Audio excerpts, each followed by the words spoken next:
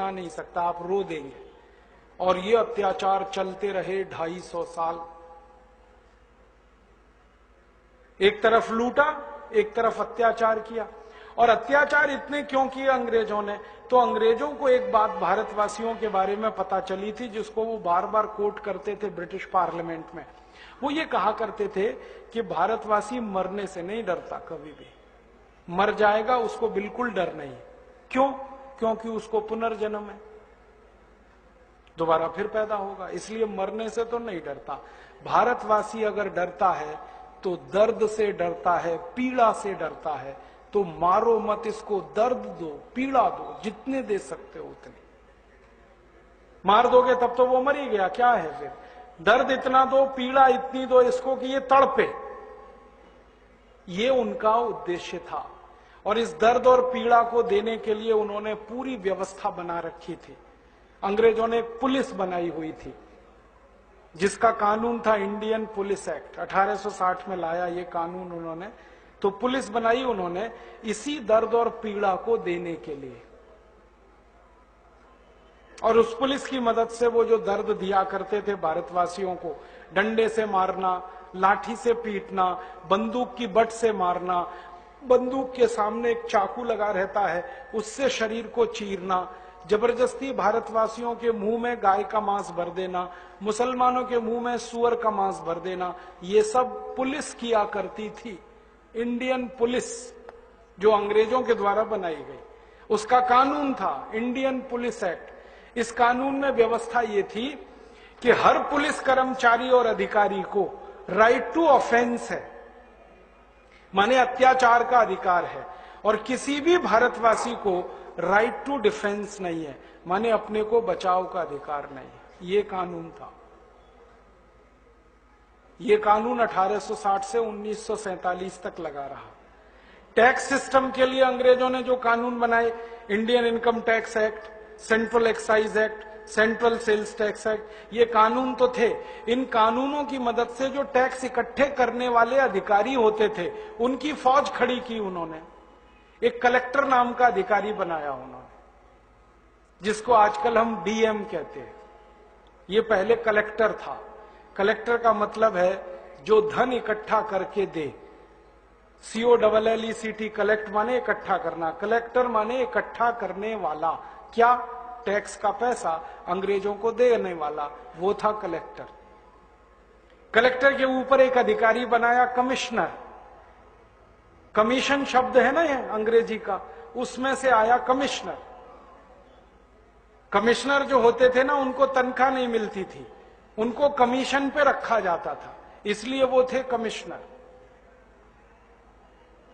ये मैं मजाक नहीं कर रहा हूं आपसे, अंग्रेजों के दस्तावेजों की कहानी सुना रहा हूं। कमिश्नर क्यों बनाया, कलेक्टर क्यों लाया? कलेक्टर के नीचे डिप्टी कलेक्टर। अंग्रेजों का कहना था कि पूरा तंत्र खड़ा करो जो एक एक पैसा निचोड़े लोगों से और लंदन पहुंचाए। तो कलेक्टर था, डिप्टी कलेक्टर था, फिर उसके नीचे तहसीलदार था, फिर नायब तहसीलदार था। अंतिम व्यक्ति वो होता था जो नीचे से खींच के पैसा ऊपर तक लेके जाता था। और इसमें अंग्रेजों ने कई बार ये तय किया हुआ था कि जितना तुम लूटोगे उसका एक हिस्सा तुम्हारा। तो भ्रष्टाचार यहां से शुरू हुआ इस देश में। तो कलेक्टर, डिप्टी कलेक्टर, कमिश्नर की फौज खड़ी की। उसके बाद इस देश में पुलिस की फौज खड़ी की अत्याचार करने के लिए। और इन सब कामों को करने के लिए अंग्रेजों ने 34,735 कानून बनाए। और ये सब कानून बना के किया, ध्यान रखना, क्योंकि अंग्रेज कहा करते थे हम कानून पसंद लोग हैं, भले हम लूट करेंगे लेकिन कानून से करेंगे। अगर ऐसे में आपको लूटूं तो आप चिल्लाओगे, लेकिन हैदराबाद में लूटने का कानून बन जाए फिर क्या करोगे? हाँ, मैं जब लूटूंगा कानून से तो पुलिस भी मेरे साथ आएगी आपको लूटने के लिए, तब वो इल्लीगल नहीं होगा, तब सब कुछ लीगल होगा।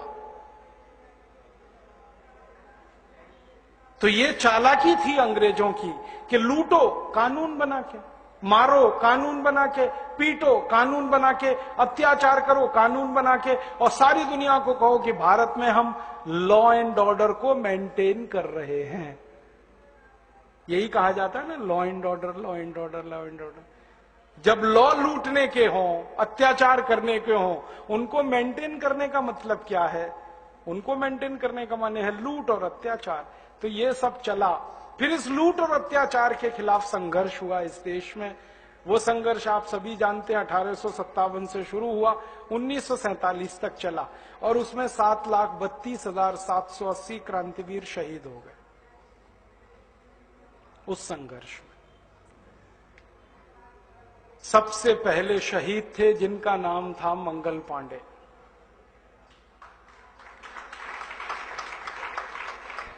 मंगल पांडे से शुरुआत हुई। और शुरू कैसे हुआ ये संघर्ष की कहानी? अंग्रेजों ने जब ये अत्याचार किए इस देश पर, तो सबसे बड़ा अत्याचार किया गाय पर। ये जो रॉबर्ट क्लाइव आया ना, इसने देखा कि भारत के किसानों के लिए सबसे उपयोगी अगर कोई चीज है तो वो गाय है।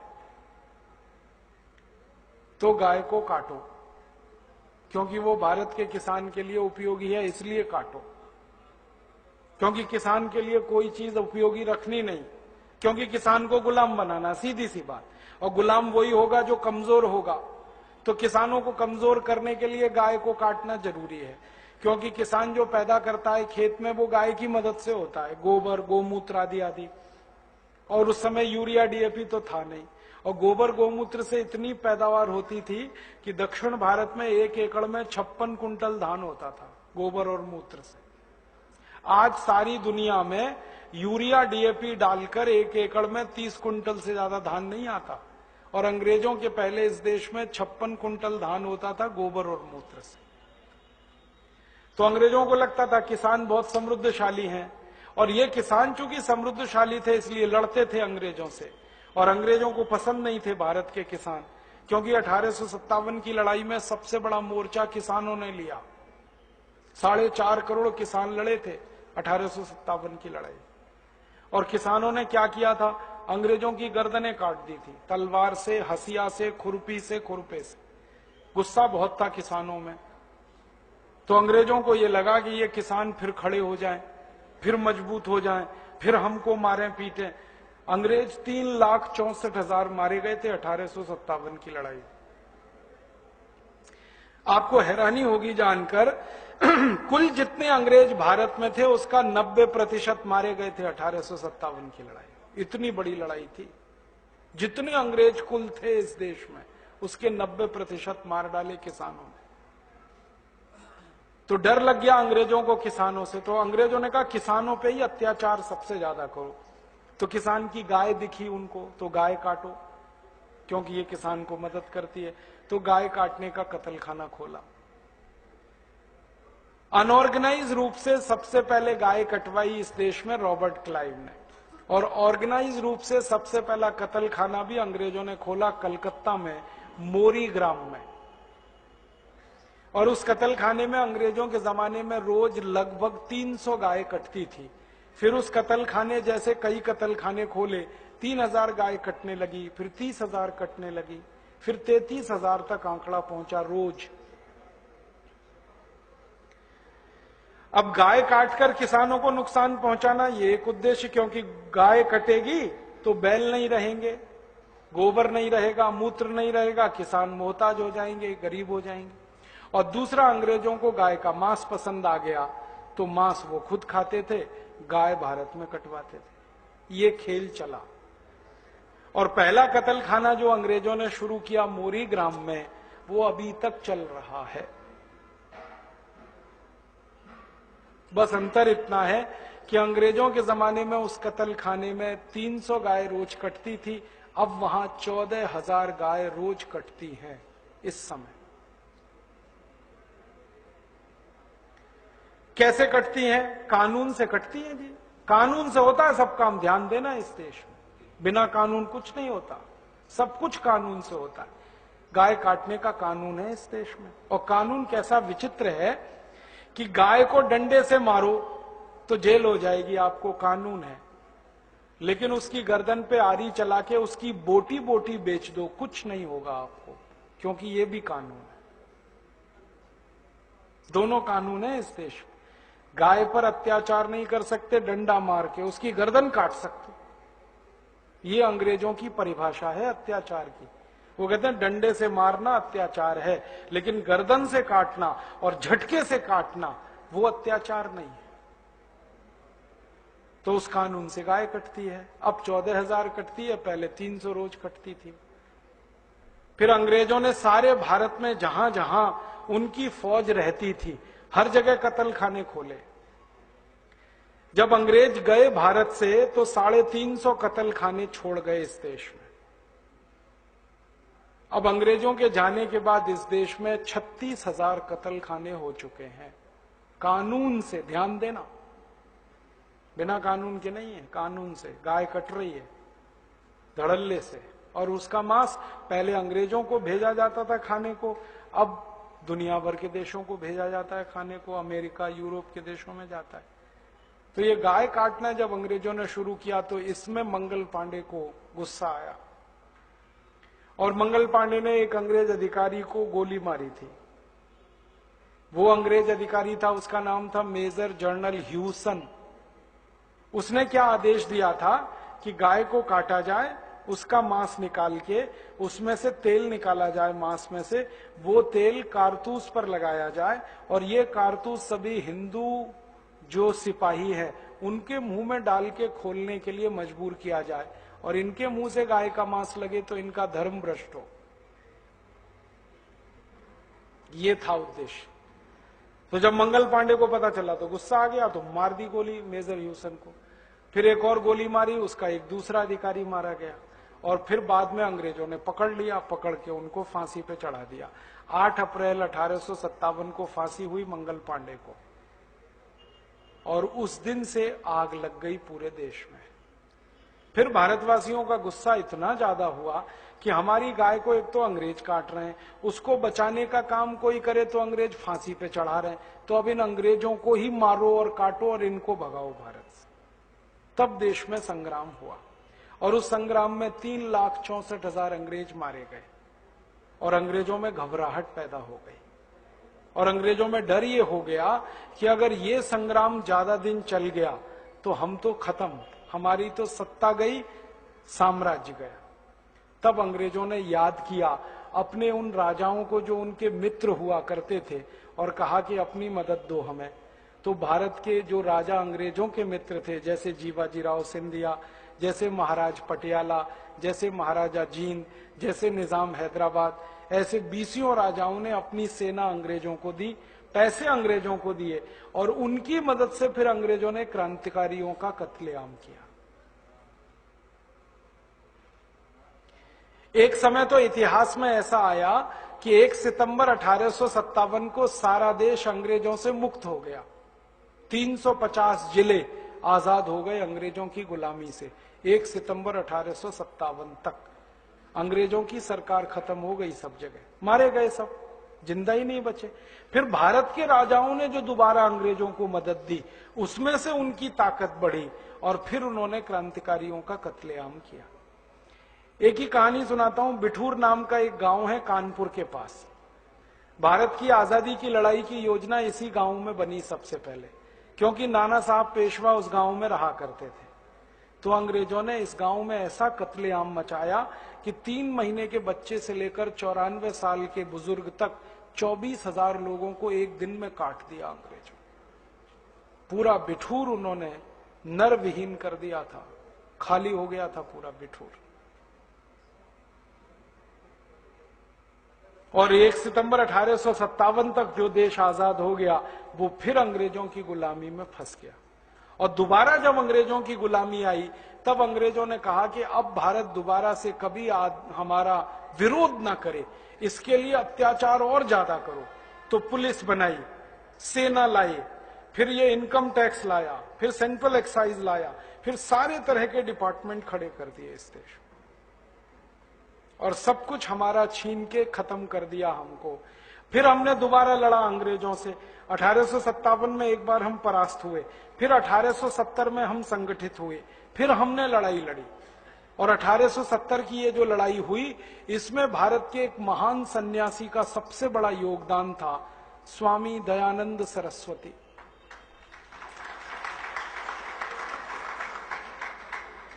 1857 की क्रांति में नाना साहब पेशवा की कहानी हम जानते हैं, उन्होंने बड़ा काम किया। 1870 तक परम पूजनीय स्वामी दयानंद सरस्वती ने फौज खड़ी कर दी पूरे देश में।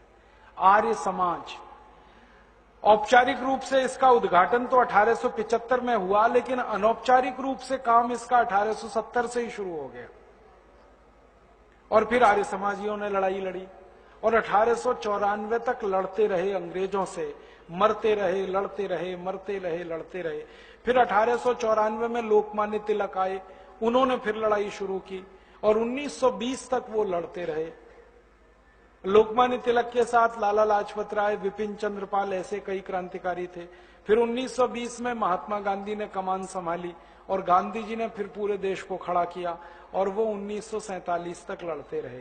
बीच में भगत सिंह, ऊधम सिंह, चंद्रशेखर का भी अध्याय जुड़ा, वो सब आप जानते हो।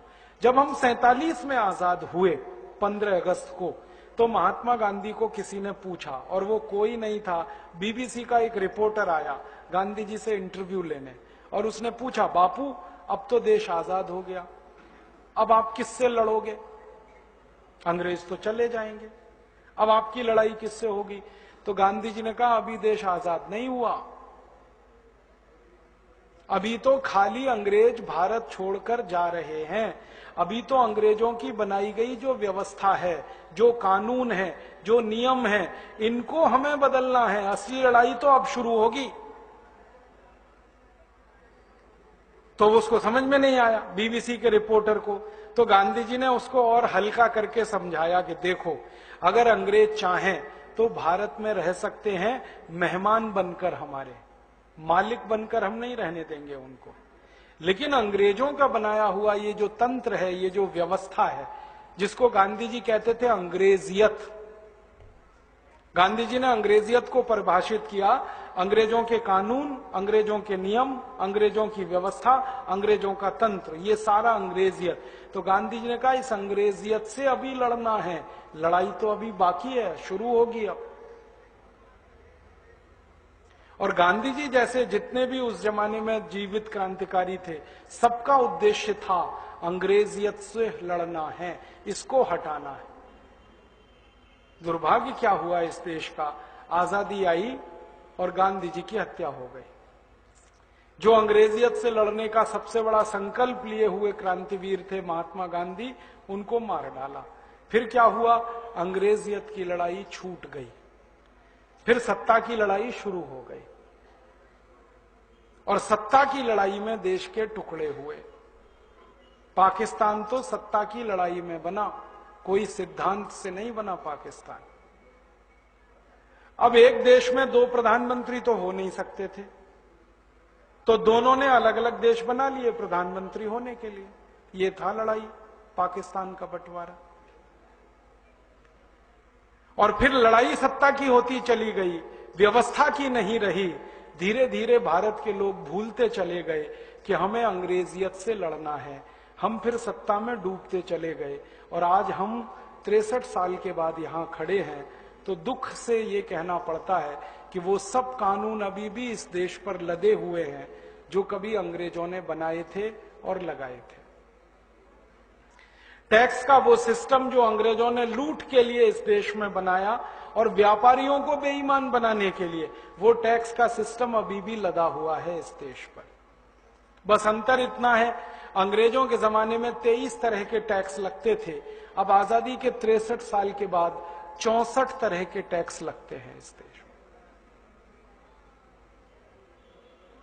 अंग्रेजों ने जो पुलिस का कानून बनाया, इंडियन पुलिस एक्ट, वो आज भी लदा हुआ है इस देश पर। अंग्रेजों ने जितने कानून बनाए 34,735 सब लगे हुए हैं, एक भी कानून नहीं हटाया इस देश की सरकारों ने।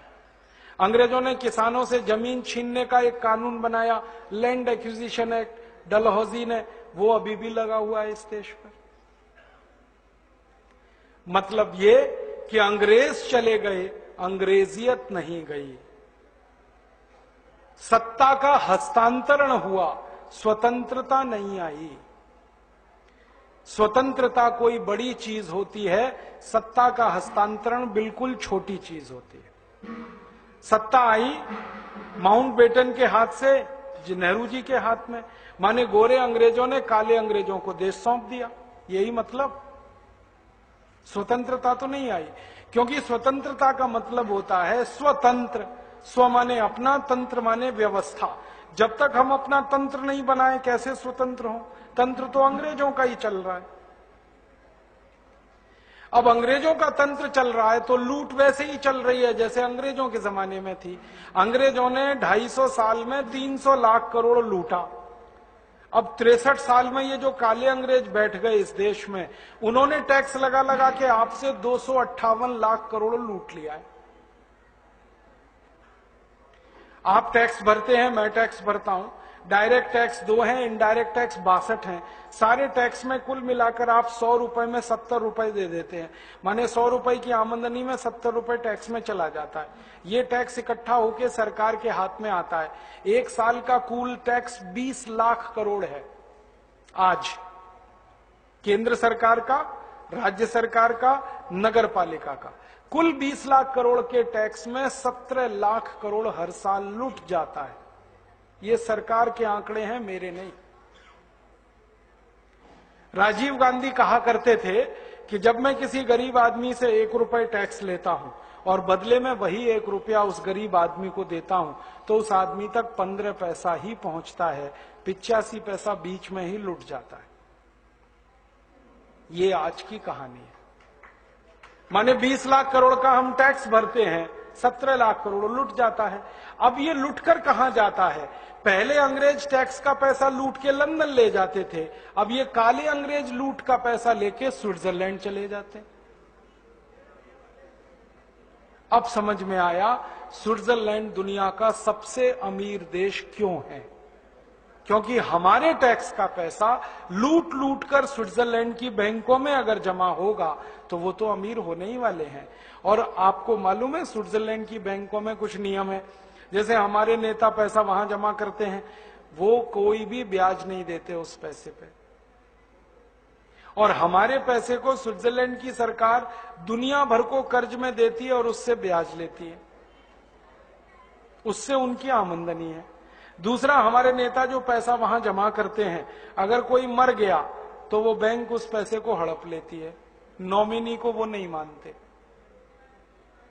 और तीसरा, हमारे नेता कितना भी पैसा लेके जाएं स्विट्जरलैंड की बैंकों में, कभी मना नहीं करते जमा करने को। रात के 2 बजे भी जमा कर लेते, कभी भी चले जाओ, 24 घंटे काम करती हैं बैंकें। तो ये नेता लूट रहे हैं, पैसे वहां रख रहे हैं क्योंकि बैंकें हैं। और अभी पता चला कि स्विट्जरलैंड दुनिया में एक देश है जहां काला धन जमा होता है। ऐसे 70 देश और हैं दुनिया में जहां काला धन जमा होता है। पनामा नाम का एक देश है, पनामा।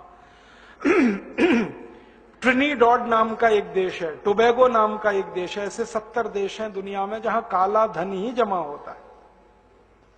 और नेता टैक्स का जितना पैसा लूटते हैं वो काला धन ही है। अब वो जाके जमा हो रहा है, हर साल 17 लाख करोड़ ये लूट रहे हैं। अब तक हमने जो हिसाब निकाला 63 साल आजादी के बाद का, उसमें नेताओं ने 258 लाख करोड़ रुपए लूट लिया है और विदेशी बैंकों में जमा कर लिया। और जिन बैंकों में ये पैसा जमा है उन्होंने कंफर्म किया है कि इतनी रकम है हमारे पास, भारत की इतनी रकम है। स्विस बैंकर्स एसोसिएशन ने स्वीकार किया है कि उनके पास भारत का 72 लाख करोड़ रुपए है। पनामा देश ने स्वीकार किया, ट्रिनिडॉड ने स्वीकार किया, टोबैगो ने स्वीकार किया, और इन सब देशों की रकम जोड़ी है तो 258 लाख करोड़ है। अब कहानी समझ में आती है कि आजादी के 63 साल में देश के विकास के लिए जितना खर्च हुआ वो तो लुटकर विदेशों में जमा हो गया, इसलिए विकास नहीं हुआ इस देश का, इसलिए गरीबी है इस देश, इसलिए भूखमरी है इस देश। अंग्रेजों के जमाने में गरीबी भुखमरी आई क्योंकि अंग्रेजों ने लूटा। अब आजादी के बाद गरीबी भुखमरी आई क्योंकि काले अंग्रेज लूट रहे हैं। और कैसे कैसे लुटेरे हैं हमारे देश में। एक मधु कोड़ा नाम का व्यक्ति है, झारखंड में 2 साल के लिए मुख्यमंत्री बना और 2 साल में उसने 5,600 करोड़ रुपए लूट लिया। पकड़ा गया तो 5,600 करोड़ लूटा।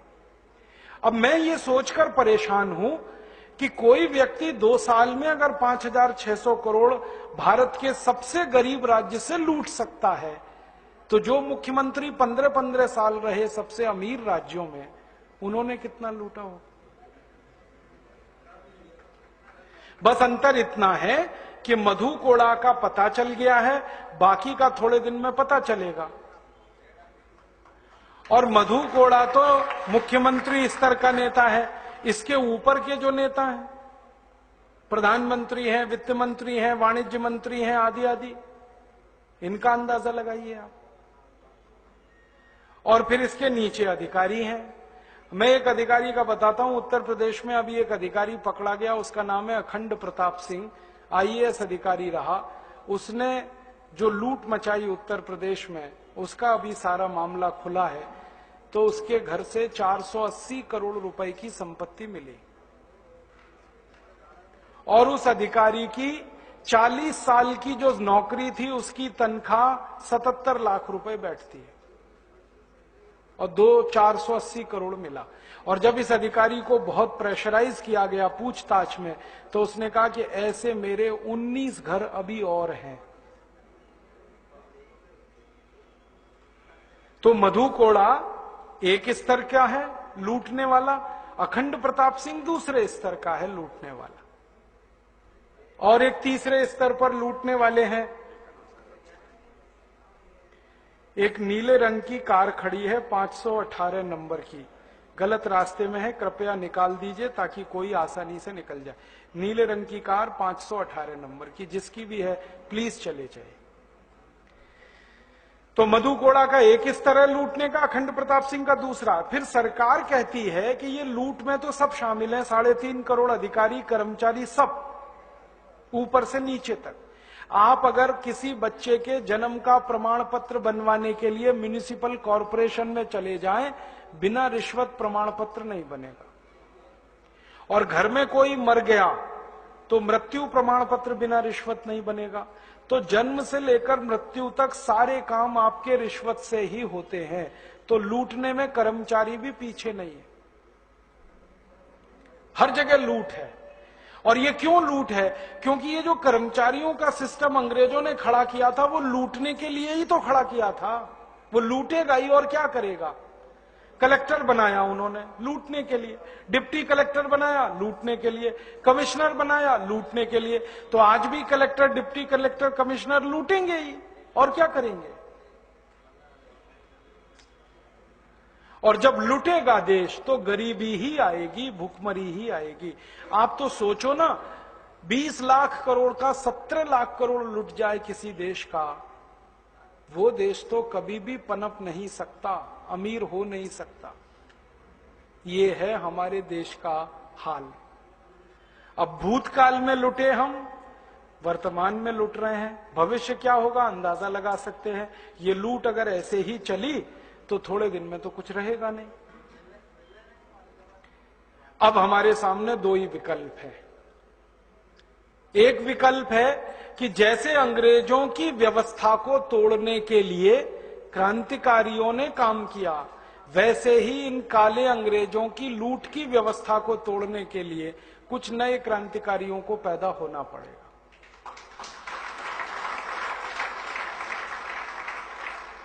जैसे भगत सिंह, ऊधम सिंह, चंद्रशेखर, झांसी रानी लक्ष्मीबाई, नाना फडणवीस, नाना साहब पेशवा, ऐसे 7,32,780 क्रांतिवीरों ने अंग्रेजों के लूट को बंद करने का ही प्रयास किया था और उसमें वो कामयाब हुए। 15 अगस्त 1947 को अंग्रेज चले गए और लगा कि लूट का एक अध्याय बंद हुआ। लेकिन ये हमारा दुर्भाग्य है कि फिर दोबारा लुटेरे पैदा हो गए इस देश में। मुझे तो कई बार लगता है कि रॉबर्ट क्लाइव की आत्मा ही मधु कोड़ा में प्रवेश कर गई। और मधु कोड़ा ही क्यों, सभी लुटेरे नेताओं में प्रवेश कर गई वही आत्मा अंग्रेजों की। इसलिए ये अपने देश को लूट रहे हैं और बेशर्मी से लूट रहे हैं। हमारे देश में ये जो राजनीतिक पार्टियां हैं ना, ये पार्टियां नहीं है, डाकुओं के गिरोह हैं ये। हाँ, मैंने इनको पार्टी कहना बंद कर दिया। लुटेरों के गिरोह हैं ये, पार्टी नहीं है अब। और लूट में नेताजी लगे हैं, उनकी पत्नी लगी है, फिर उनका बेटा लगा है, बेटे की भी पत्नी लगी है, फिर उनका चाचा, उनका ताऊ, उनका भतीजा, उनका मामा, उनका साला, सभी तो लूटने में लगे हैं। बताओ कौन सा खानदान है जो नहीं लूट रहा है? खानदान के खानदान लूट में लगे हुए हैं। यही देख लो आंध्र प्रदेश में। कल तक आंध्र प्रदेश के जिन नेताओं के पास टूटी साइकिल नहीं थी 20 साल पहले, आज उनकी संपत्ति हजारों करोड़ में कहां से आ गई? लूट के आई। और आंध्र प्रदेश क्या, महाराष्ट्र में देख लो, कर्नाटक में, सब जगह यही हाल है। और ये जो राजनीति है, ये चूंकि लुटेरों का गिरोह बन गई है, इसलिए हर लूटखोर नेता का बेटा और बेटी उसमें घुस रहे हैं, क्योंकि इससे ज्यादा आसान काम और क्या मिलेगा? चाय की दुकान भी चलानी पड़ती है तो मेहनत लगती है, यहां राजनीति में बिना मेहनत के लूटने को मिलता है। ना कोई मेहनत है, ना कोई मशक्कत है, ना कोई टैक्स देना है और ना किसी से कोई जवाबदेही है। लूटो लूटो, घर भरो, विदेशी बैंकों के खाते भरो, ये है हमारे देश में। तो मैंने कहा कि अभी एक रास्ता तो ये है कि हम सब फिर से महात्मा गांधी, भगत सिंह, ऊधम सिंह, चंद्रशेखर का अवतार ग्रहण करें और इन नए काले अंग्रेजों को इस लूट की व्यवस्था से बाहर करें। ये एक रास्ता है। एक और रास्ता है दूसरा, कि हम सब कुछ ना करें, खामोश बैठे रहें। एक दूसरा रास्ता और है, खामोश बैठे रहें और कहें जो हो रहा है अच्छा हो रहा है, आगे होगा और भी अच्छा होगा, तुम क्यों व्यर्थ चिंता करते हो, तुम क्या लाए थे, क्या ले जाने वाले हो। ये दूसरा रास्ता है। हाँ, और इस रास्ते पर हमको भटकाने वाले 10-20 नहीं है, सैकड़ों लोग हैं, रोज आते हैं और माला पकड़ा देते हैं कि राम राम राम राम, राधे राधे राधे राधे, राम राम राम राम, राधे राधे, बस यही करो, देश तो ठीक हो जाएगा। और ज्यादा उनसे तर्क करो तो कहने लगे तुम क्यों व्यर्थ चिंता करते हो, तुम क्या लाए थे, क्या ले जाओगे, जो हो रहा है अच्छा हो रहा है, देश लुट रहा है अच्छा हो रहा है, आगे लुटेगा और अच्छा होगा। वो हमको समझाते हैं और इसी को धर्म कहते हैं, इसी को धर्म कहते हैं। और आजकल धर्म के व्यापार करने वालों की बाढ़ आई हुई है। हाँ, बहुत बड़ी फौज खड़ी हुई है उनकी। एक आया राम की कथा कहेगा 10 करोड़ लेके जाएगा, दूसरा कृष्ण की कथा कहेगा वो 15 करोड़ लेके जाएगा। और आप जैसे भोले भाले मूर्ख लोग डालते हैं उनके पात्रों में, ले जा भाई। ये बापू नहीं है, डाकू है। बापू नाम तो शर्म आती है कहते हुए। कहीं से 10 करोड़ लूटो, कहीं से 20 करोड़, कहीं से 25 करोड़। और आप लोगों की मजबूरी है कि काले धन का करें क्या? इनकम टैक्स वाले पकड़ते हैं तो ये बापुओं को देते रहते हो आप,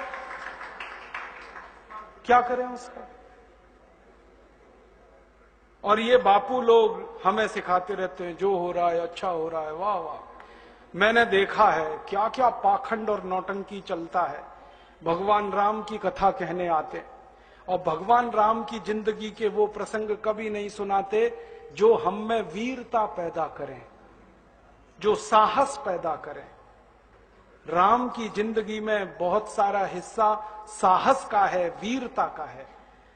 जब 14 वर्ष के लिए वनवास चले गए राम, तो हमको सुनाई जाती है राम की जो कथा ना, उसमें कहते हैं राम ने 14 साल एक ही काम किया, हाय सीते हे सीते, हाय सीते हे सीते, हाय सीते, ये सुनाते हैं हमको।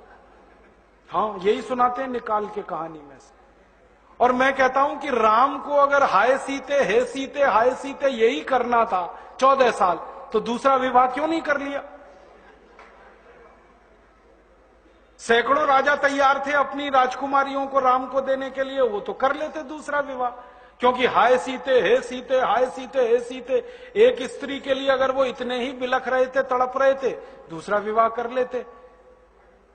तो ये सब चुप हो जाते हैं, फिर बात नहीं करते। फिर मैं उनको रामायण में से निकाल के दिखाता हूं, देखो राम ने हे सीते हाय सीते कहा नहीं कहा ये मुझे नहीं मालूम, लेकिन 14 साल वन में रहते हुए सैकड़ों राक्षसों का संहार किया उन्होंने, मारा उनको और धर्म राज्य की स्थापना कराई। ये कहानी नहीं सुनाते क्योंकि इससे वीरता पैदा होती है। तो राम का जो वीरत्व है वो नहीं सुनाएंगे आपको, उनकी जो कमजोरियां हैं वो सुनाते हैं आपको। और राम कथा जब वर्णन की जाती है तो मंच पे बैठ के आहा कैसे आंसू, ढलल ढलल आंसू निकलेंगे, आपको भी रुलाएंगे, खुद भी रोएंगे। किस बात के लिए? हो राम को वन गमन में इतना कष्ट हो रहा है, वन में इतनी तकलीफें हो रही हैं, तो राम की तकलीफों का वर्णन कर रहे हैं, आंसू आ रहे हैं, और ये सारा वर्णन एयर कंडीशन्ड मंच पर बैठकर होता है। अपने को तकलीफ नहीं होनी चाहिए, राम की तकलीफों का वर्णन कर।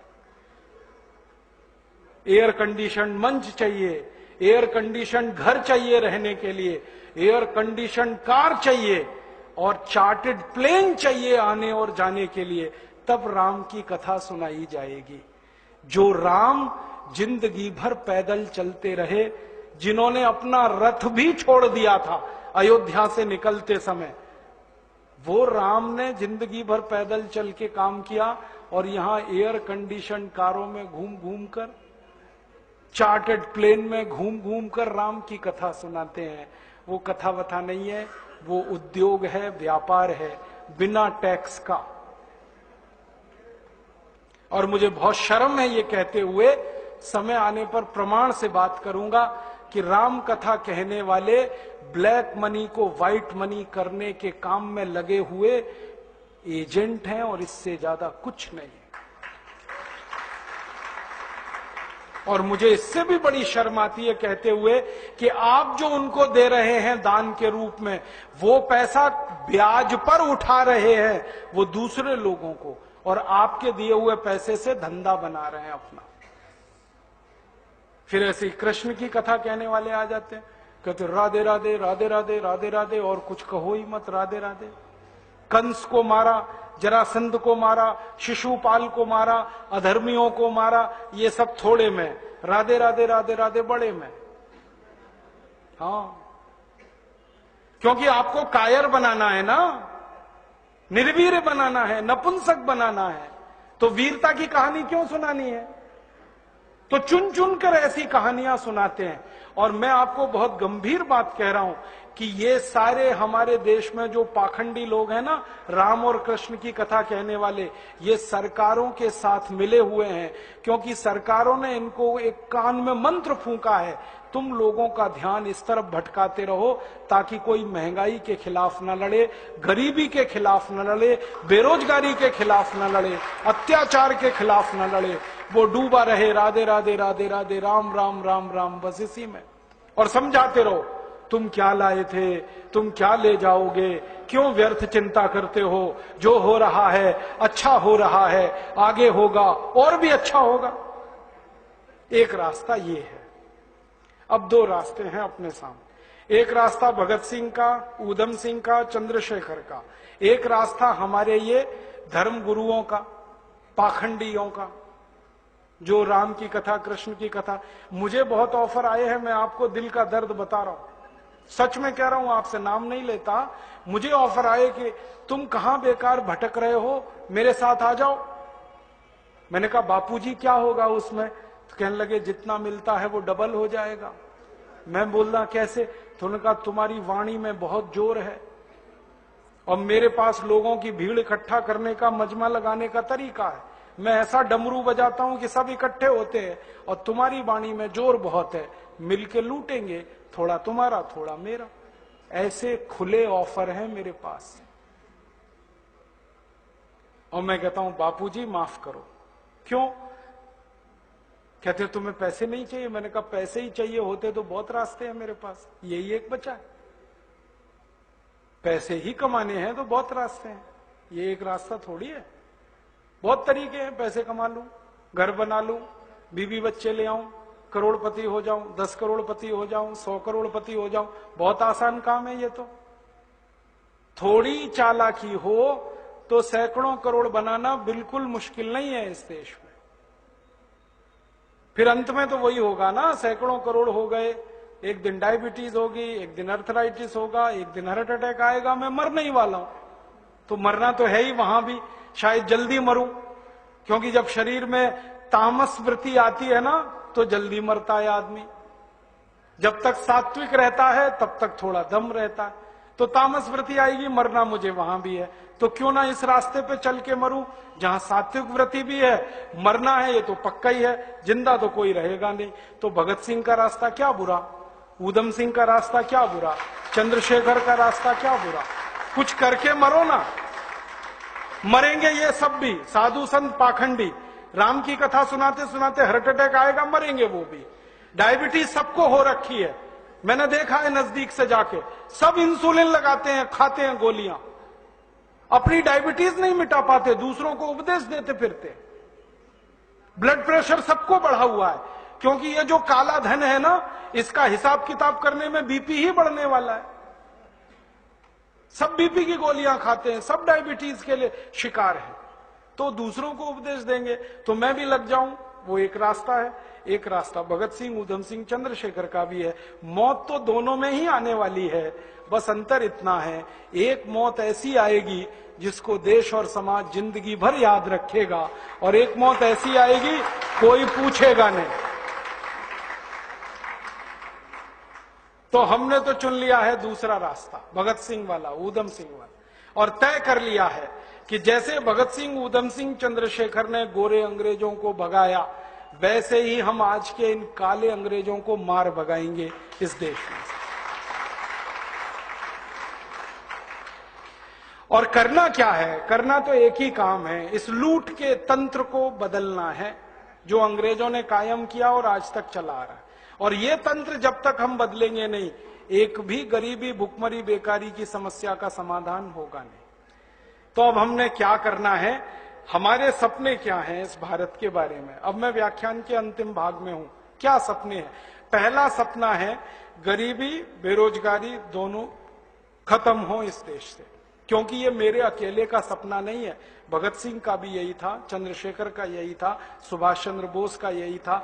इन सारे क्रांतिकारियों ने जब लड़ाई लड़ी है ना, तो अपने अपने समय में बहुत सारे लेख लिखे हैं, भाषण दिए। उन भाषणों को मैं इकट्ठा कर रहा हूं आजकल, लेखों को इकट्ठा कर रहा हूं। कोई भी क्रांतिवीर ऐसा नहीं है जो ये ना कहे कि अंग्रेजों को भगाना आखिरी उद्देश्य है। वो कहते हैं अंग्रेजों को भगाना तो पहला उद्देश्य है, आखिरी उद्देश्य है भारत की गरीबी मिटानी है, भुखमरी मिटानी है, बेरोजगारी मिटानी है, भारत में समृद्धि लानी है। सब क्रांतिकारी यही कहते हैं, उनका भी यही सपना है, हमारा भी यही सपना है कि भारत की गरीबी, भुखमरी, बेकारी दूर हो। अब इसको दूर करने के लिए पैसे चाहिए, वो कहां से आएंगे? तो एक तो रास्ता है कि और ज्यादा टैक्स लगाओ, पैसे लाओ। ज्यादा टैक्स लगा के गरीबी ही आती है, समृद्धि नहीं आती। दुनिया में सबसे महान अर्थशास्त्री चाणक्य ने कहा कि जिस राज्य की प्रजा ज्यादा से ज्यादा टैक्स भरती है, उस राज्य के लोग भिखारी हो जाते हैं। इसलिए टैक्स तो कम से कम ही होना चाहिए। तो ज्यादा टैक्स लगा के पैसे लाना ये तो मूर्खता का काम है।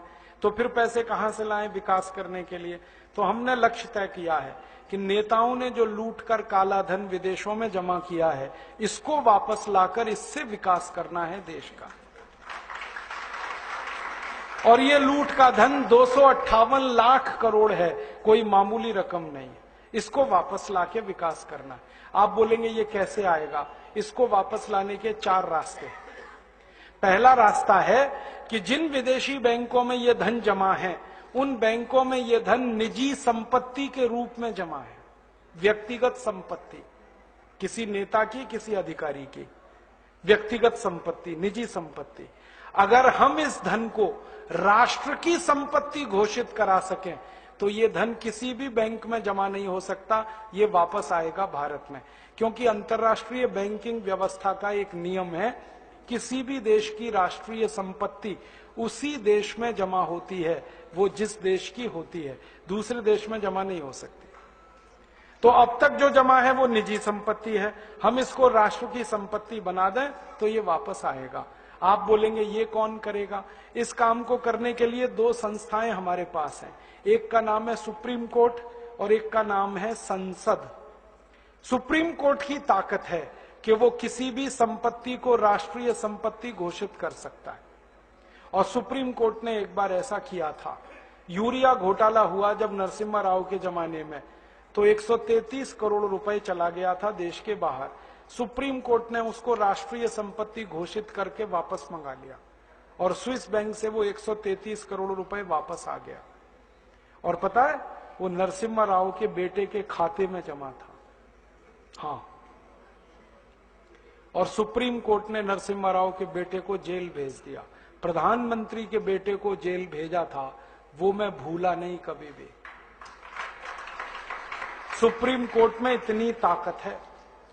तो हमने सुप्रीम कोर्ट में एक मुकदमा लगाया है अभी 6 महीने पहले, ये जो भारत स्वाभिमान नाम की संस्था है ना, इसकी तरफ से। और मुकदमा हमारा एक ही है कि अगर यूरिया घोटाले का पैसा सुप्रीम कोर्ट ने राष्ट्र की संपत्ति घोषित किया था, तो चारा घोटाले का भी राष्ट्र की संपत्ति है, बोफोर्स घोटाले का भी राष्ट्र की संपत्ति है, सभी घोटालों का पैसा राष्ट्र की संपत्ति है। और इस तर्क से अगर सुप्रीम कोर्ट सहमत हो जाए तो 258 लाख करोड़ को राष्ट्र की संपत्ति वो घोषित कर सकता है। और ये घोषणा होते ही हम इंटरनेशनल कोर्ट ऑफ जस्टिस में जा सकते हैं फैसले को लेकर, और आईसीजे ऑर्डर करे तो दुनिया के 70 देशों की बैंकों को पैसा वो वापस करना पड़ेगा भारत को। इस उम्मीद में मुकदमा लगाया है हमने। 6 महीने हो गए, 6 महीने तक ये मुकदमा स्वीकार नहीं हुआ, बहस होती रही कोर्ट में, और अब स्वीकार हो गया है। कोर्ट ने तैयार मान लिया कि अब ये मुकदमा सुना जाएगा। 6 महीने लगे, और कोर्ट ने अपने को कन्विंस करने के लिए सब तरफ से जानकारी मंगाई। हमने कहा, उतने पे विश्वास नहीं किया कोर्ट ने। एक अंतर्राष्ट्रीय संस्था को कॉल किया कोर्ट ने, उसका नाम है ट्रांसपेरेंसी इंटरनेशनल। उन्होंने आके सारे दस्तावेज कोर्ट में पेश किए कि भारत का कितना ब्लैक मनी। फिर और एक संस्था को कॉल किया कोर्ट ने, उनका नाम है टैक्स जस्टिस नेटवर्क। उनको बुलाया, उन्होंने दस्तावेज दिए। फिर भारत के तमाम बड़े अधिकारियों को बुलाया कोर्ट ने, एनफोर्समेंट डायरेक्टरेट के, पूछा कि आपको मालूम है विदेशी बैंकों में खाते हैं? उन्होंने कहा हाँ खाते हैं। फिर सीबीआई वालों को बुलाया। जब सब तरफ से कोर्ट कन्विंस हुआ तो कोर्ट ने मुकदमा स्वीकार कर लिया। अब कोर्ट ने नोटिस दिया है सरकार को, और सरकार को पूछा है कि ये 258 लाख करोड़ किस किस का है, जल्दी से कोर्ट को बताया जाए। अब सरकार की हालत थोड़ी खराब है, क्योंकि जिनका पैसा है वो ही सरकार चला रहे। तो सरकार ने कोर्ट में टालम टोल करना शुरू किया है। ये टालम टोल वो थोड़े दिन करने वाले हैं, ये हमें मालूम है, क्योंकि वो बताएंगे नहीं कभी भी। तो हम सुप्रीम कोर्ट को एक दिन एक बात कहेंगे कि टालम टोल 6 महीने, साल भर, 1.5 साल, 2 साल, 3 साल, कितनी? फिर हम सुप्रीम कोर्ट को कहेंगे आप तो एक्स पार्टी जजमेंट दे दो, और कोर्ट को ताकत है वो करने की। और हम कोर्ट को कहेंगे ये नहीं बता रहे किसका पैसा है, आप तो ये कह दो जिसका भी पैसा है वो भारत की राष्ट्रीय संपत्ति है, बात खत्म हो गई। और उम्मीद है कि कोर्ट ये फैसला देगा, और ये फैसला हुआ तो 258 लाख करोड़ वापस आएगा। दूसरा रास्ता है अपने पास, वो ये कि हम संसद में अगले 4 सालों में एक प्रस्ताव पास कराना चाहते हैं, और वो प्रस्ताव ये है कि 15 अगस्त 1947 के बाद जितना भी धन भारत से बाहर गया वो भारत की राष्ट्रीय संपत्ति है। बस किसी का नाम नहीं लेना, किसी की बात नहीं कहना। 15 अगस्त 1947 के बाद जितना धन बाहर गया है भारत से हवाला के थ्रू, क्योंकि सब हवाला से ही जाता है, वो भारत की राष्ट्रीय संपत्ति है। संसद प्रस्ताव को पास करे। अब इस प्रस्ताव को रखेगा तो कोई एक सांसद, और वो हमें मिल ही जाएगा अगले 4 साल में। कोई तो माई का लाल मिलेगा, ऐसा तो नहीं है कि सब मर गए। और प्रस्ताव जब रखा जाएगा तब बहस होगी। बहस वाले दिन हम देखेंगे कि कौन कौन इस प्रस्ताव का विरोध कर रहा है। जो विरोध करेगा, पक्की बात है, खाते उसी के हैं, पैसा उसी का है, और सारा देश देखेगा बेईमान कौन कौन है संसद में। आप तो अपने सांसद पे नजर रखना बस, कि आपका सांसद क्या कह रहा है। हर एक इलाके में मैं घूम घूम के लोगों से एक ही बात कह रहा हूं कि जिस दिन ये प्रस्ताव आएगा, टीवी पर बहस आएगी, क्योंकि अब डायरेक्ट टेलीकास्ट होने लगा है, आप अपने सांसद पे नजर रखना वो क्या कर रहा है। आपको पता चल जाएगा वो बेईमान है, ईमानदार है। अब संसद में या तो प्रस्ताव गिरेगा या पास होगा। गिरेगा तो विरोध करने वाले सांसद ज्यादा चाहिए, तो सारा देश देखेगा बेईमान और हरामी कौन कौन है इस देश में। और या सांसद डर के मारे विरोध नहीं करेंगे तो झटके में प्रस्ताव पास हो जाएगा, और प्रस्ताव पास हुआ तो कानून बनेगा। अपने दोनों हाथ में लड्डू है, हमें कुछ खोना ही नहीं है, जो है पाना है। तो या तो बेईमानों को एक्सपोज करेंगे पूरे देश में, और घूम घूम कर कहेंगे कि ऐसे हरामी और बेईमानों को दोबारा चुनकर मत भेजो, जो विदेशी पैसे को वापस लाना ही नहीं चाहते, जो देश को अमीर होने ही नहीं देना चाहते, जो गरीबी मिटने ही नहीं देना चाहते इस देश की। तो या तो उनके खिलाफ लड़ाई शुरू होगी, जंग, और वो आखिरी जंग होगी। या तो वो रहेंगे या तो हम रहेंगे, बीच में कुछ नहीं होगा। और अगर प्रस्ताव पास हो गया तो कानून बन गया, तो पैसा आ जाएगा 258 लाख करोड़। तीसरा और रास्ता है अपने पास, हम इस पूरे 258 लाख करोड़ का ब्यौरा लेकर इंटरनेशनल कोर्ट ऑफ जस्टिस में जा सकते हैं और दुनिया के 70 देशों के खिलाफ प्रतिबंध लगवा सकते हैं। अमेरिका ने अभी ऐसा किया। आपको मालूम है अमेरिका में भी भ्रष्टाचार है, वहां के भी लूटखोर नेता हैं, उन्होंने भी स्विस बैंक में खाते खोल रखे थे। बराक ओबामा ने अभी एक झटके में वो सब ठीक किया। उसने कानून बनवाया पहले अपने देश में, और वो कानून से पैसा ले आया। स्विस बैंक से 780 अरब डॉलर लाया निकाल के बराक ओबामा, और उसने अपनी इंडस्ट्री में लगा दिया वो पैसा। और अमेरिका के 19,780 खाते बंद कराए उसने। तो ये बराक ओबामा अगर कर सकता है तो भारत भी कर सकता है। बस अंतर इतना है कि अमेरिका को बराक ओबामा मिल गया है, भारत को एक बराक ओबामा की तलाश है। अगले 4-5 साल में मिलेगा, कोई ना कोई तो निकलेगा। भारत माता वीर विहीन नहीं है, निपूती नहीं है, बांझ नहीं है। जब जरूरत पड़ती है इस माता ने बड़े बड़े लाल पैदा किए हैं देश की समस्याओं का समाधान करने। आगे भी होगा, इसका विश्वास है हम। और ये काम हम बराक ओबामा की तरफ से भी कर सकते। बराक ओबामा ने अभी एक बहुत रोचक बात कही। हमारे प्रधानमंत्री गए थे अमेरिका, अभी मालूम है मनमोहन सिंह अमेरिका गए। बराक ओबामा ने मनमोहन सिंह को ऑफर किया, देखो मैंने स्विस बैंक से पैसे निकाल लिए, आपको निकलवाने? ऐसे ही बोला उसने, आपको निकलवाने, मैं मदद करता हूं आपकी। तो मनमोहन सिंह की ऊपर की सांस ऊपर, नीचे की नीचे, ना हां कहा ना कहा। फिर उसने कहा मैं भारत की मदद करना चाहता हूं सीरियसली इस काम में, और मैंने जैसे पैसा निकाला है स्विस बैंकों से मैं वो बताना चाहता हूं, आप ऐसे निकालो। अब मनमोहन सिंह चुपचाप लौट आए, क्योंकि उनको बोलते ही नहीं बनता, क्योंकि सरकार चलाने वालों का पैसा है, बात ही नहीं करते वो। तो बराक ओबामा तैयार है, वो कहता है मैं मदद करूंगा भारत की। क्यों? वो कहता है भारत की मदद इसलिए करनी है, भारत महान देश है, ये वो बोलता है। और भारत की महानता जब वो गिनाता है ना, तो सबसे पहले कहता भारत बजरंगबली का देश है, हनुमान जी का देश। और वो हनुमान जी का भगत है बराक ओबामा। उसने मंदिर बनाया, मालूम है, आधा ईसाई आधा मुसलमान बराक ओबामा हनुमान जी की पूजा कर रहा। जब वो चुनाव लड़ रहा था तो उसने बजरंगबली का मंदिर बनाया, जयपुर से मूर्ति मंगाई थी, स्थापित कराई। और पहला राष्ट्रपति है अमेरिका में जिसने दिवाली मनाई अभी। हाँ, दिवाली को हनुमान जी की पूजा होती है ना, उसने की वहां, पंडित जी को बुलाया उसने, और वो कहता भारत महान देश है क्योंकि महात्मा गांधी का देश है। वो महात्मा गांधी को गुरु मानता है अपना। उसके घर में एक ही फोटो है, वो महात्मा गांधी की। वो कहता है इसलिए मैं भारत की मदद करना चाहता हूं। अब भारत सरकार ही तैयार नहीं है मदद लेने के लिए। तो ये अपने पास और एक रास्ता है। तो अपने पास 4 रास्ते हैं। एक चौथा रास्ता है कि हम खुद चाहें तो स्विट्जरलैंड से दादागिरी करके ये पैसा ला सकते हैं। स्विट्जरलैंड के पास ना आर्मी है, ना एयरफोर्स है, ना नेवल फोर्स है, छोटा सा देश है। हाँ, जनसंख्या भी इतनी कम है जितनी तो हमारे एक जिले में है, उतनी तो स्विट्जरलैंड पूरे देश में नहीं। मैं तो मजाक में कभी कभी ये कहता हूं कि सारे भारतवासी, माफ करना ये कहने के लिए, इकट्ठे होकर पेशाब कर देंगे तो स्विट्जरलैंड बह जाएगा।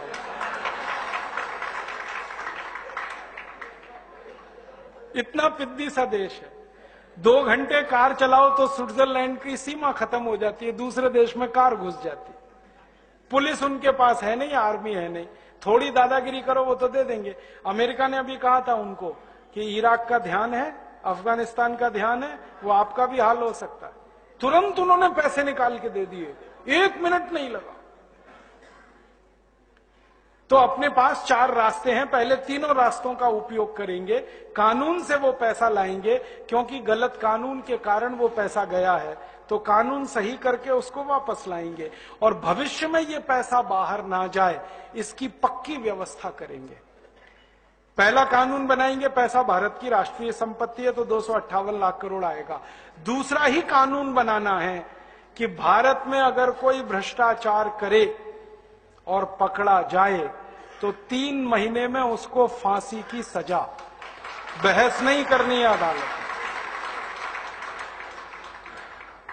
और तीसरा काम हमें क्या करना है, ये पैसे लाने हैं विदेशों से 258 लाख करोड़, तो इसमें 50 लाख करोड़ खर्च करना है तुरंत गांव के विकास के लिए। भारत के गांव में उद्योग नहीं है, गांव में पानी नहीं है, गांव में बिजली नहीं है, गांव में सड़क नहीं है, गांव में हॉस्पिटल नहीं है, गांव में डॉक्टर नहीं है, गांव में शिक्षा के लिए स्कूल नहीं है। गांव में पैसा लगाना है। और हमने हिसाब निकाला, 50 लाख करोड़ भारत के 6,38,365 गांवों में इन्वेस्ट करना है। कैसे? एक तो उद्योगों में 100 उद्योग हर गांव में हम लगा सकते हैं। कपास होती है 4 लाख गांवों में, हर गांव में कपास होती है तो खादी बनाने का काम हो सकता है, सूत बना सकते हैं, चरखा चला सकते हैं, खादी बन सकता है। 15 करोड़ लोगों को इसमें रोजगार मिलता है। लगभग भारत के 4 लाख गांवों में गन्ना होता है। जहां गन्ना होता है वहां गुड़ बना सकते हैं। चीनी तो नहीं बनवानी, गुड़ बनवाना है। और गुड़ की डिमांड पूरी दुनिया में है। आपको हैरानी होगी, दुनिया के देश 150 रुपए किलो गुड़ खरीदने को तैयार हैं, मिलता नहीं किसी को। आप पूछोगे क्यों? चीनी से ज्यादा खतरनाक पूरी दुनिया में कोई वस्तु नहीं बनती। चीनी माने जहर। दुनिया को समझ में आ गया, डायबिटीज इतनी, और डायबिटीज के अलावा जो दूसरे कॉम्प्लिकेशंस हैं वो इतने चीनी के बारे में एक ही जानकारी देता हूं। आप आधा किलो खाना खाओ और 50 ग्राम चीनी खा लो पीछे से, 50 ग्राम तो छोड़ दो, 1 चम्मच खा लो। आधा किलो खाने पर 1 चम्मच चीनी खा लो तो पूरा आधा किलो खाना पच जाएगा। उसकी पूरी ऊर्जा 1 चम्मच चीनी को नहीं पचा पाती।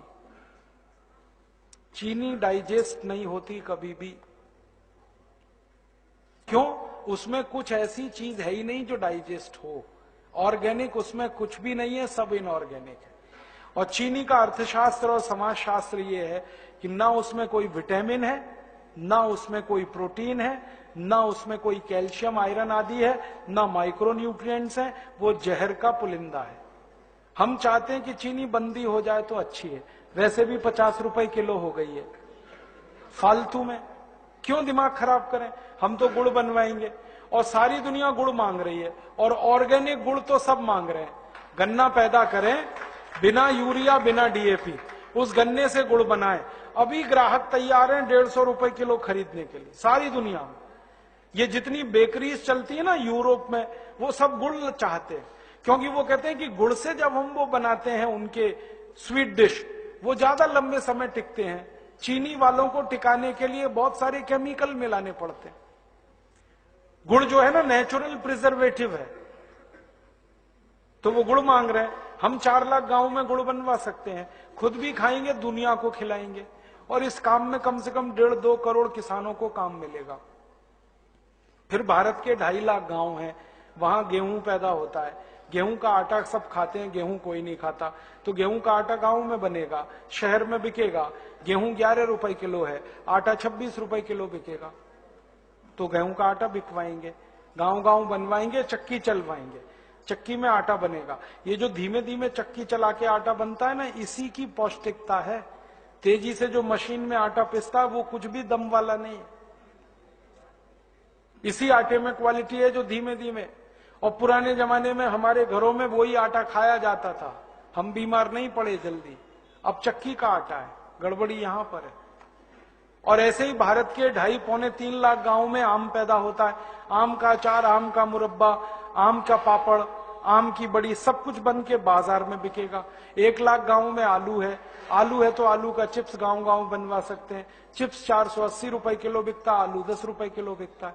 1 लाख गांव में टमाटर होता है, टमाटर का सॉस गांव गांव बन सकता है, सॉस 200 रुपए किलो बिकता है, टमाटर 10 रुपए किलो। तो किसानों को हम समझाएंगे वैल्यू एडिशन करो, प्राइमरी प्रोडक्ट्स मत बेचो,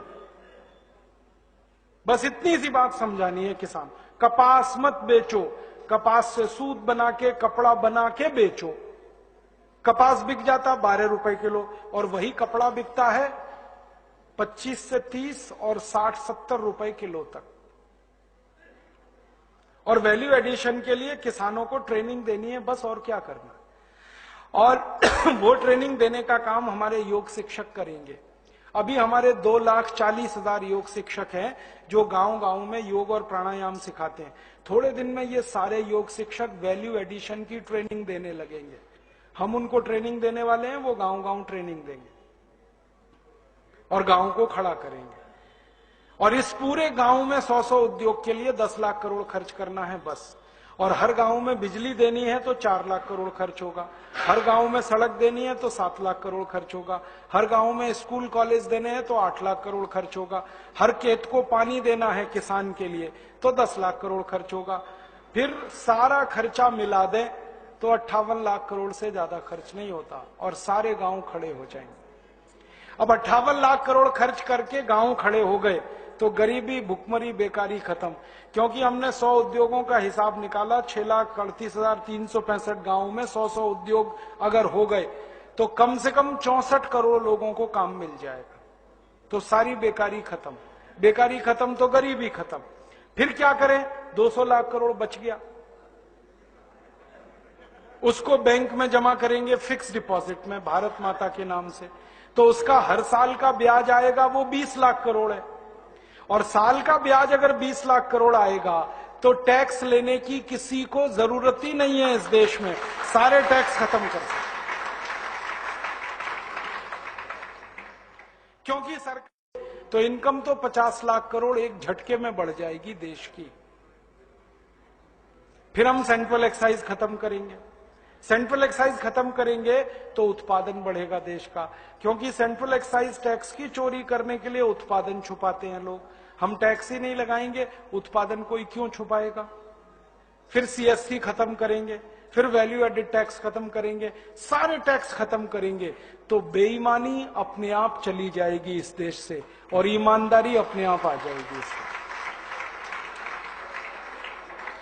और सबसे बड़ा काम जो होगा वो ये कि ये टैक्स सिस्टम खत्म होते ही व्यापारी और उद्योगपतियों में थोड़ी ताकत आएगी, थोड़ी हिम्मत आएगी और सरकार के गलत कामों का विरोध करने का वो शुरुआत करेंगे। अभी डर के मारे चुप बैठे। तो टैक्स सिस्टम खत्म करेंगे, उत्पादन बढ़ेगा, आमदनी बढ़ेगी, पैसे बाजार में ज्यादा घूमेंगे, हमें फिर विदेशों से कर्ज मांगने की जरूरत नहीं, हम देश का विकास देश के पैसे से ही करेंगे।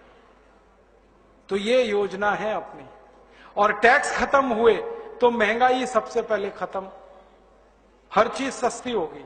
मैं आपको कुछ कैलकुलेशंस बताता हूं। सारे टैक्स अगर हम खत्म कर दें तो 1 लीटर पेट्रोल मिलेगा 12 रुपए का, जो अभी मिलता है 54 रुपए का। सारे टैक्स खत्म कर दें तो 1 लीटर डीजल मिलेगा 7 रुपए 80 पैसे का, जो अभी मिलता है 38 रुपए का। सारे टैक्स खत्म कर दें तो रसोई गैस का सिलेंडर मिलेगा 40 रुपए का, जो अभी है 400 रुपए का। सारे टैक्स खत्म हो जाएं तो हिंदुस्तान में सीमेंट का एक पैकेट मिलेगा 72 रुपए का, जो अभी है 300 रुपए का। सारे टैक्स खत्म हो जाए 1 किलो लोहा मिलेगा 12 रुपए का, जो अभी है 50 रुपए का। सारे टैक्स खत्म हो जाएं और आपको घर बनाना पड़े तो अभी जो 20 लाख रुपए में आप घर बनाते हैं वो घर 6 लाख में ही बन जाएगा। सारे टैक्स खत्म हो और आपको अमेरिका जाना हो और वापस आना हो तो आने जाने का टिकट सिर्फ 7,000 रुपए में आ जाएगा अमेरिका का। सारे टैक्स खत्म हो जाएं और आपके बेटे को इंजीनियरिंग पढ़ाना हो तो 5 साल की पढ़ाई 50,000 में हो जाएगी, जो अभी 5 लाख में भी नहीं होती। सारे टैक्स खत्म करें, किसी को एमबीबीएस और एमडी कराना हो तो 2 लाख में हो जाएगा, जो अभी 20 लाख में भी नहीं होता। हर चीज सस्ती, और जब हर चीज सस्ती तो नमक 15 पैसे किलो में मिलेगा, जो अभी 7 रुपए किलो का है। 1 लीटर पानी की बोतल जो अभी 15 रुपए में आप खरीदते हैं, ये 1.5 रुपए में हो जाएगी। एक साबुन जो आप खरीदते हैं ना 15 रुपए का, टैक्स खत्म करते ही ये 3.25 साढ़े 3 के आसपास हो जाएगा। 1 किलो वॉशिंग पाउडर जो आप 60-70 में खरीदते हैं, टैक्स खत्म होते ही 19 रुपए का हो जाएगा। सब महंगाई सस्ती, माने खत्म, चीजें सस्ती। और चीजें सस्ती तो गरीब से गरीब आदमी को जिंदगी चलाने का आसान रास्ता खुल जाए। और सीधी सी बात है, टैक्स जितने कम होंगे आमदनी उतनी ही बढ़ जाएगी देश की, सीधी सी बात है। तो आमदनी बढ़ाने का ये तरीका है देश का, सही रास्ता यही है।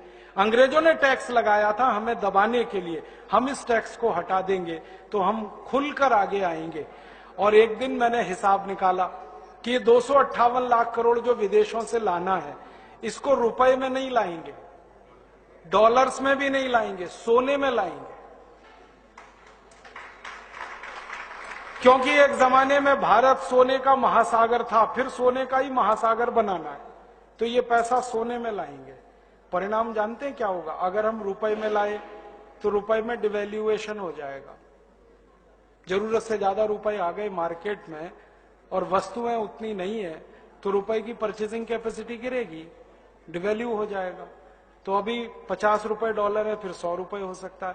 ये खतरा नहीं उठाना है और डॉलर में भी नहीं लाना ये पैसा, क्योंकि डॉलर की डिमांड बढ़ेगी तो फिर डॉलर के मूल्य में वृद्धि हो जाएगी। सारी दुनिया में डॉलर की मांग नहीं बढ़ानी हमको, हम तो ये पैसा लाएंगे सोने में और लाके रिजर्व बैंक में रख देंगे। और हमारे देश का रूल है, जितना सोना रिजर्व बैंक के पास है उतने ही नोट छाप सकते हैं हम। जरूरत पड़ेगी नोट छापेंगे, खर्च करेंगे फिर छापेंगे, फिर खर्च करेंगे फिर छापेंगे, ऐसे करके इस पैसे का उपयोग करेंगे। इसका अल्टीमेट रिजल्ट जानते हैं क्या होगा? जैसे ही हम ये पैसा डॉलर में नहीं लाएंगे, डॉलर की कीमत गिरेगी और एक झटका ऐसा आएगा कि 1 रुपया 1 डॉलर हो सकता है। और जिस दिन 1 रुपया डॉलर हो गया तो हमारा जो निर्यात है इसकी आमदनी 50 गुनी बढ़ जाएगी एक ही झटके में, और हमारी जो आयात के खर्चे हैं वो 50 गुने कम हो जाएंगे एक झटके में। तो आयात का खर्चा कम, निर्यात की आमदनी ज्यादा, तो सरप्लस होगा हमारे पास। और वो सरप्लस इतना होगा कि ना चीन हमें पछाड़ सकता है ना अमेरिका। हम दुनिया में सबसे आगे निकलेंगे और सारी दुनिया में यह आदर्श प्रस्तुत करेंगे। और 1 रुपया जो डॉलर हो गया तो एक भी हिंदुस्तानी अमेरिका में नहीं टिकेगा। ये भारतवासी अमेरिका में तब तक हैं जब तक डॉलर 50 रुपए का है। डॉलर 1 रुपए हुआ, ये सब वापस अपने वतन को लौटेंगे और उनकी अकल देश के काम में लगेगी। अभी वो अमेरिका को अपनी अकल बेचकर अमेरिका को आगे बढ़ा रहे हैं, फिर उनकी अकल भारत को आगे बढ़ाने में लगेगी। और 1-2 भारतवासी नहीं है, 2 करोड़ हैं जो बाहर हैं। कुछ एनआरआईज हैं कुछ पीआईओज हैं, पर्सन ऑफ इंडियन ओरिजिन और नॉन रेजिडेंट इंडियन, इन 2 करोड़ों को लाना है, क्योंकि इनकी अकल बड़ी जबरदस्त है। इनमें से कुछ भारतवासियों को मैंने गल्फ देशों में देखा जो 1970 में गए और उनकी अकल लगा के नखलिस्तान बना दिया पूरे गल्फ को। 1970 के पहले भूखे मरते थे ये गल्फ वाले, ये भारत के इंजीनियर गए, तेल निकाल दिया वहां से और तेल की सारी दुनिया के बादशाह हो गए। तो उन्हीं इंजीनियरों को वापस लाएंगे। ऐसे ही अमेरिका से लेके आएंगे सबको, यूरोप से लेके आएंगे। अपना वतन, अपनी मिट्टी, अपना पानी, अपनी हवा, अपनी खुशबू सबको पसंद आती है, लेकिन माहौल हो वापस आने का, हम बुलाएंगे उनको। टैक्स हटेंगे, वो सब आमदनी लेके भारत में आएंगे और भारत में बेईमानी, भ्रष्टाचार खत्म होगा तो यहां आकर रहना भी उनको आसान होगा। तो ऐसा भारत बनाना है जिसमें सब भारतवासी लगे, गरीबी से मुक्त, भ्रष्टाचार से मुक्त, बेरोजगारी से मुक्त, हर तरह की समस्या का समाधान हम भारतवासी ही मिलके करेंगे। कोई विदेशी हमारी समस्या का समाधान नहीं करेगा। हमें अपनी अकल लगा के अपनी समस्याओं को हल करना है और उसके लिए हम सक्षम हैं। बस हम में एक ही कमी है, आत्मविश्वास की और संकल्प की। बाकी हम कुछ भी कर सकते। तो हम में आत्मविश्वास आए, संकल्प पैदा हो, इसलिए मैं आपके पास आया और निवेदन करता हूं कि आप इस लड़ाई में हमारे साथ लगिए। ये लड़ाई शुरू हुई है भारत स्वाभिमान के नाम से और इस लड़ाई की कमान एक सन्यासी के हाथ में है जिनका नाम है परम पूजनीय स्वामी रामदेव। हमारे देश में जिन आंदोलनों ने सन्यासियों को नेतृत्व दिया है वो सब आंदोलन सफल हुए। मतलब भारत में सन्यासियों ने जब जब संकल्प किया है, संकल्प पूरा हुआ है। मैं 2 उदाहरण तो देता हूं। एक थे सन्यासी समर्थ गुरु रामदास, महाराष्ट्र में। उन्होंने संकल्प किया था कि औरंगजेब की सत्ता का नाश करना, क्योंकि औरंगजेब बहुत अत्याचारी था, हिंदुओं को मुसलमान बनाता था, मंदिरों को तोड़ता था, हिंदुओं को जजिया कर देना पड़ता था। समर्थ गुरु ने संकल्प लिया कि औरंगजेब को खत्म होना ही चाहिए। तो भगवान ने वो संकल्प पूरा कराने के लिए छत्रपति शिवाजी महाराज को पैदा कर दिया इसलिए। और आप जानते हैं छत्रपति शिवाजी महाराज ने औरंगजेब की सत्ता को इतना सीमित किया कि दिल्ली वापस जाके मर गया 1707 में औरंगजेब, खत्म हो गया साम्राज्य उसका। ऐसे एक सन्यासी हुए लातूर में, लातूर यहां के नजदीक है महाराष्ट्र में, स्वामी राम तीर्थ। उन्होंने एक संकल्प लिया था, हैदराबाद की रियासत को भारत में ही रहना होगा और हैदराबाद का निजाम बोलता था मैं तो पाकिस्तान जाऊंगा। स्वामी राम तीर्थ ने कहा तुझे जाना है तू जा पाकिस्तान, रियासत तो यहीं रहेगी। और स्वामी राम तीर्थ के संकल्प को पूरा करने के लिए भगवान ने सरदार वल्लभ भाई पटेल को भेज दिया। अब परम पूजनीय स्वामी रामदेव जी ने संकल्प ले लिया है कि 258 लाख करोड़ का जो भारत का धन विदेशों में है ये वापस लाना है और देश को गरीबी, भुखमरी, बेकारी से मुक्त कराना है। अब उनके संकल्प को पूरा करने के लिए भगवान ने मेरे जैसे 2,40,000 योग शिक्षकों को भेज दिया और 11 लाख और आने वाले हैं। आप भी उनमें से एक हो सकते हैं। और इतनी बड़ी फौज खड़ी हो रही है धीरे धीरे कि ये काम होने ही वाला है। तो आप भी लग जाइए इस काम को पूरा करने में, काम तो होने वाला है।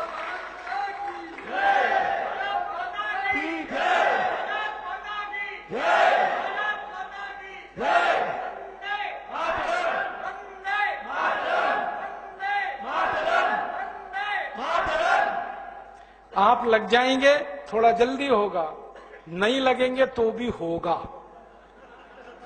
हाँ, आप गलतफहमी में मत रहना, मैं आपको विनम्रता पूर्वक कह रहा हूं। आप लग गए तो जल्दी होगा, नहीं लगेंगे तो भी होगा, क्योंकि इस काम की कमान सन्यासी के हाथ में होने वाला तो है ये।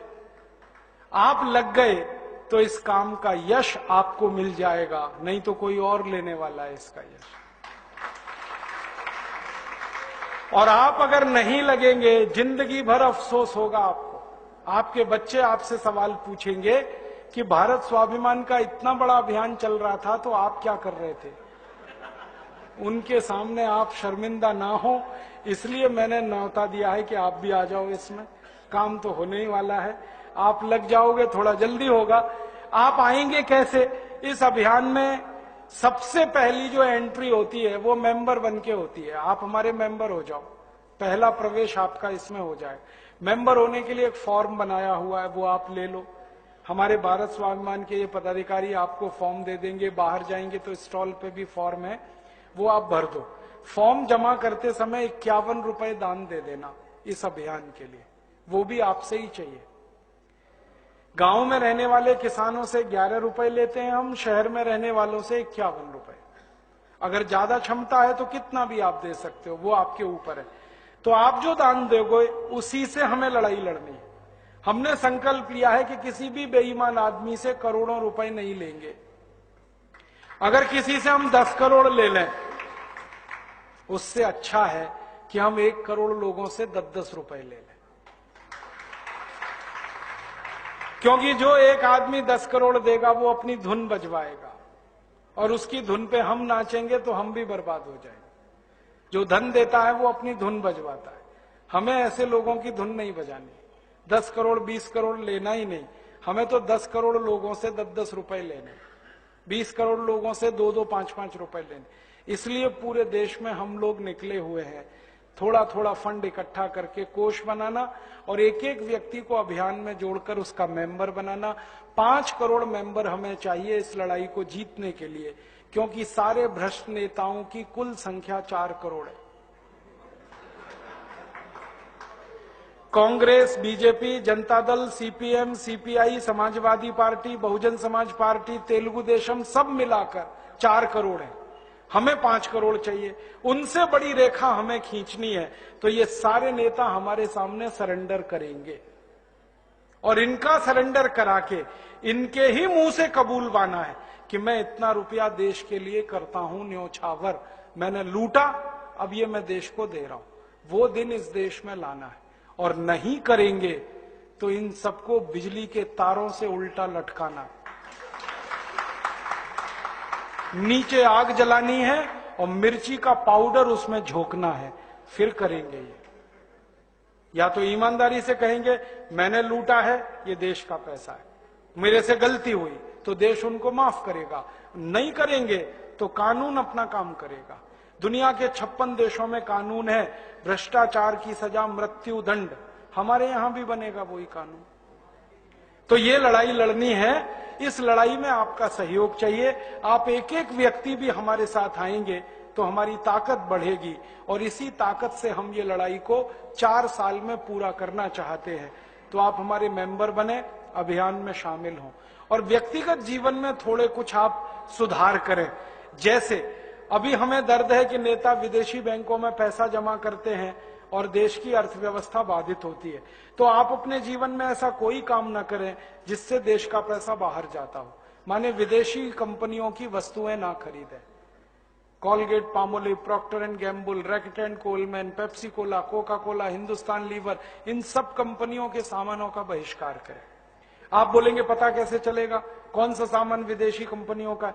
उसके लिए एक पुस्तक बनाई है, जीवन दर्शन, बाहर रखी है, आप ले जाइए, उसमें पूरी लिस्ट है क्या सामान विदेशी क्या स्वदेशी। हमेशा स्वदेशी खरीदें। दूसरा निवेदन है कि अपने जीवन में कुछ ऐसा करें, जैसे सूती कपड़े ज्यादा पहने, खादी के कपड़े ज्यादा पहने, ताकि किसानों को कपास का अच्छे से अच्छा भाव मिले। अभी देश में 1% खादी बिकती है, 15 लाख लोगों को काम मिला है उससे। अगर 100% खादी बिके, 15 करोड़ लोगों को काम मिल सकता है। और आंध्र प्रदेश में सबसे ज्यादा संभावना है खादी के लिए, क्योंकि सबसे अच्छा कपास अभी आंध्र प्रदेश में ही होता है, और सबसे ज्यादा कपास भी आंध्र प्रदेश में ही होता है। तो इस आंध्र प्रदेश के किसानों के प्रति अगर आपके दिल में थोड़ा भी प्रेम है, तो इनका बनाया हुआ सूती कपड़ा जो कपास से बनता है, खादी कपड़ा आप खरीदें। खादी मिलती है आंध्र प्रदेश में, हर जगह मिलती है, आप अपने जीवन में उसको लाएं। साल में 10 मीटर भी खादी खरीदेंगे तो करोड़ों लोगों को काम मिलेगा। अभी नमूने के लिए आप चाहें तो बाहर एक खादी का स्टॉल लगाए, वो हमारे ही कार्यकर्ता हैं जिन्होंने स्टॉल लगाया। वो खादी महात्मा गांधी के गांव में बनती है, सेवाग्राम में, वहां से लेके आए हैं। आप चाहें तो 2-2, 5-5 मीटर ले जाइए। वो खादी में हजारों लोग लगे हैं रोजगार की दृष्टि से। आप खरीदेंगे, उनको पैसे मिलेंगे, उनको उत्साह बढ़ेगा। और हम चाहते हैं गांव गांव ये काम शुरू हो जाए, ताकि हर व्यक्ति जो गांव में रहता है खाली समय में चरखा चला ले, सूत बना ले, उसी से जीवन चल जाए उसका। तो आप स्वदेशी वस्तुओं का उपयोग करें, खादी ज्यादा से ज्यादा खरीदें, और बन सके तो जीवन को ज्यादा से ज्यादा भारतीयता की तरफ, स्वदेशी की तरफ लाएं, तो ये देश और महान बनेगा। एक तरफ व्यवस्था में सुधार करना है, दूसरी तरफ अपने में भी सुधार करना है। हमारी भी कुछ आदतें बहुत खराब हुई हैं। हर समय हमको इंपोर्टेड चीज चाहिए। क्यों चाहिए? जब सब चीजें भारत में बनती हैं तो इंपोर्टेड की जरूरत क्या? हम अपने में भी सुधार करें और देश के तंत्र में भी सुधार करें। दोनों स्तर पर यह काम होगा। यही भावना के साथ आपका आभार व्यक्त करता हूं, धन्यवाद देता हूं। आपने बड़े धीरज से मुझे सुना, और भी दूसरे लोगों को अगर आप ये बातें सुनाएंगे तो मैं बहुत बहुत आपका आभारी रहूंगा। जो बातें मेरी आपको बहुत अच्छी लगी हों, उन्हें तुरंत बाहर जाकर लोगों से कहना, और जो बातें आपको मेरी खराब लगी हों, उनको यहीं छोड़कर चले जाना। मैंने आपका थोड़ा समय बहुत लिया, 3.5 घंटे से मैं बात कर रहा हूं, आप यहां बैठे हैं। मैं आपको हृदयपूर्वक प्रणाम करता हूं, और किसी के कुछ सवाल हों तो मैं यहां पर हूं, व्यक्तिगत रूप से आप मुझे पूछ सकते हैं। बहुत बहुत धन्यवाद, बहुत बहुत आभार।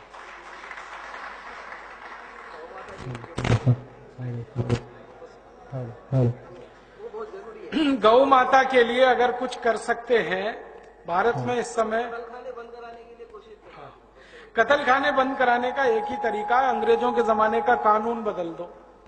और वो कानून बदलने के लिए, कानून बदलने के लिए संसद में ऐसे लोगों को पहुंचा दो जिनको सत्ता की परवाह ना हो, कुर्सी की परवाह ना हो, गाय की परवाह हो। क्योंकि झगड़ा आता है सत्ता और कुर्सी और गाय का। एक बार सत्ता आई ऐसे लोगों के हाथों में जो कानून बना सकते थे, लेकिन उन्होंने कुर्सी बचाने के लिए गाय को कटने दिया। तो ऐसे लोगों को पहुंचा दो संसद में, कानून बदल जाएगा, 2 मिनट का काम है।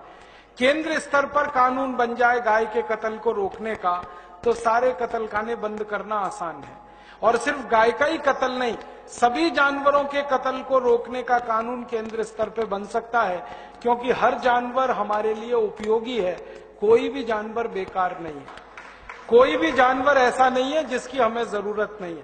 जानवरों को शायद हमारी जरूरत इतनी नहीं है, हमको जानवरों की बहुत ज्यादा जरूरत है।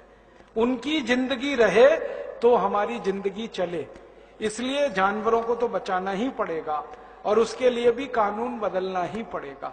बहुत धन्यवाद।